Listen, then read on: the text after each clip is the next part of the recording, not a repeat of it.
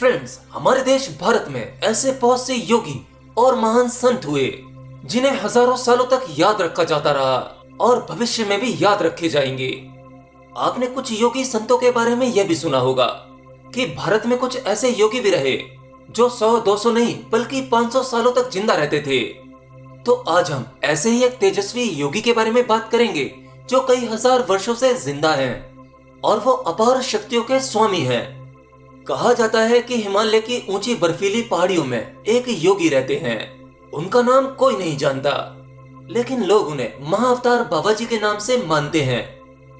ये कहा जाता है कि बाबा जी स्वयं अदृश्य हैं और कहते हैं बाबा जी केवल उन्हीं को दिखाई देते हैं जो उनकी सच्चे मन से आराधना करता है। और इतना ही नहीं, उनका आश्रम भी अदृश्य है जिसे सिद्धाश्रम कहा जाता है। देखिए, भारत में कुछ जगहें ऐसी हैं जो असल में है परंतु नहीं है, यानी ना तो वहां कोई साधारण इंसान पहुंच सकता है और ना ही वह जगह उसे दिखाई देगी। इसके बारे में मैंने एक वीडियो पहले ही बनाया है। संग्रीला घाटी, ज्ञानगंज, यहाँ कुछ ऐसी जगहें हैं जो असल में नहीं है बट वो है बिल्कुल वैसे ही जैसे फिल्मों में दिखाया जाता है। वो जगहें दृश्य होती हैं, दिखाई पड़ती हैं, लेकिन किसी खास इंसान के लिए जिसमें उतनी पात्रता होती है। बाबा जी का निवास स्थान कहीं बद्रीनाथ के आसपास बताया जाता है। एक और चीज है जो बाबा जी को सबसे रहस्यमय बना देती है, वो है उनकी उम्र। वैसे तो आज तक बाबा जी को बहुत ही कम लोगों ने देखा है और जितने लोगों ने भी महाअवतार बाबा जी को देखने का दावा किया है, उन्होंने बाबा जी की उम्र 18 से 25 साल के आसपास बताई है।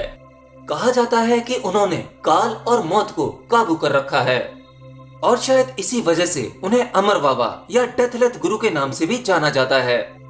महाअवतार बाबा जी के एक भक्त परमहंस योगा जी ने अपनी किताब ऑटोबायोग्राफी ऑफ योगी में बाबा जी के बारे में काफी जानकारी दी है, जिसमें उन्होंने बताया है कि किस तरह योगीराज लहरी महाशय जी 1861 से 1935 तक कई बार बाबा जी से मिले और उनसे मिलने के दौरान हर बार उनकी उम्र लगभग एक जैसी ही थी।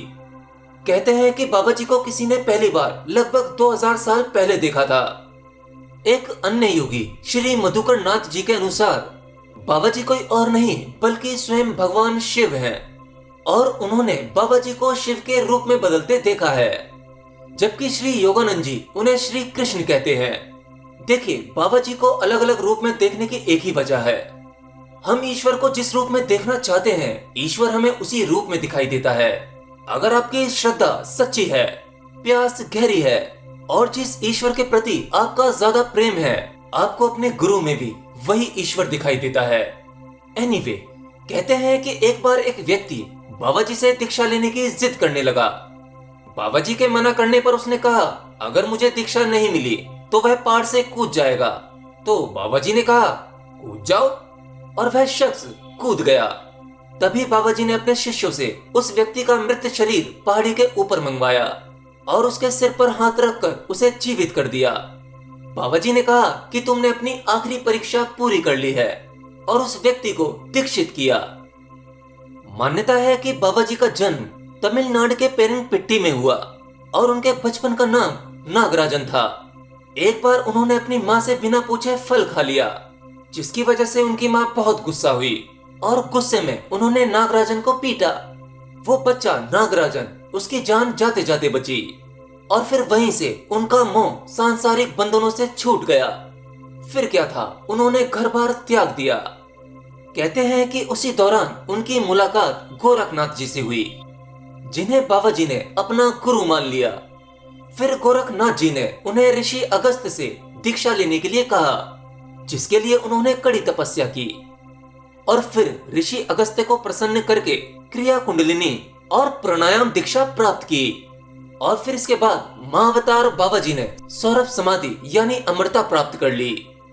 माना जाता है कि शंकराचार्य और कबीर जैसे अनेक लोगों को बाबा जी ने ही दीक्षा दी थी और हजारों मील से यात्रा करके जीसस भी उनसे मिलने आए थे।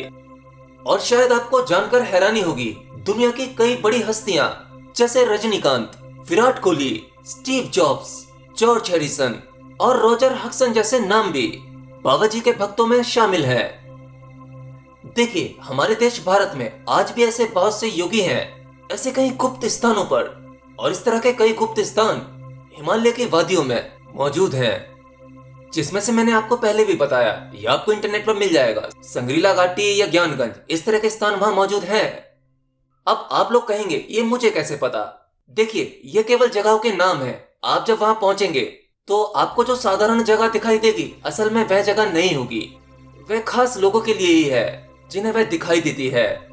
और वहां पर बहुत से ऐसे योगी हैं जो हजारों साल से तपस्या में लीन हैं। देखिए, एक योगी का हजारों साल तक जिंदा रहना, उनमें यह क्षमता होती है। जिंदा रहने से अर्थ हम समझते हैं कि शरीर के साथ जिंदा रहना। ये हमारी इंसानों की भाषा है। लेकिन इस भौतिक जगत से परे, जहां पर इस भाषा का कोई अस्तित्व नहीं है, इसका कोई उपयोग नहीं है, वहां सब कुछ आपको चमत्कारिक जैसा लगेगा। क्योंकि इस फिजिकल वर्ल्ड में हम फिजिकल चीजों को जानते हैं, हम अपनी भाषा को जानते हैं, जो उम्र हम जानते हैं, जो समय, वह हमारे लिए यही है। लेकिन एस्ट्रल वर्ल्ड के लिए समय अलग होगा। क्या पता हमारे इस समय के जो 50 साल होते हैं, एस्ट्रल वर्ल्ड में केवल 1 मिनट हो। समय का जो बोध है, जो हम अनुभव करते हैं, वो अनुभव हमारा इस शरीर के साथ है। लेकिन अशरीरी अनुभव, दूसरे आयाम का समय वहां के हिसाब से अलग होगा। और ऐसे योगी हैं जो अभी भी कहीं ना कहीं किसी न किसी फॉर्म में है। अब चाहे वो शरीर में हो या ना हो, लेकिन वो है। एक इस तरह का महान योगी जब अपना शरीर छोड़ देता है, तो वो जब चाहे अपना शरीर रिक्रिएट कर सकता है, यानी पुनः निर्माण कर सकता है, जिसे योग में निर्माण काया कहते हैं। ठीक इसी प्रकार से महाअवतार बाबा जी हैं, जो शायद अपने शरीर को पुनः निर्मित कर सकते हैं, क्योंकि उनमें वो क्षमता है। देखिए, कहा जाता है कि महाअवतार बाबा जी से उनकी एनर्जी से कनेक्ट हुआ जा सकता है, लेकिन उसके लिए साधक में पात्रता होनी चाहिए। उसे कई परीक्षाओं से गुजरना पड़ता है, और कोई लाखों में एक बाबा जी को देख सकता है, उनकी एनर्जी से कनेक्ट हो सकता है।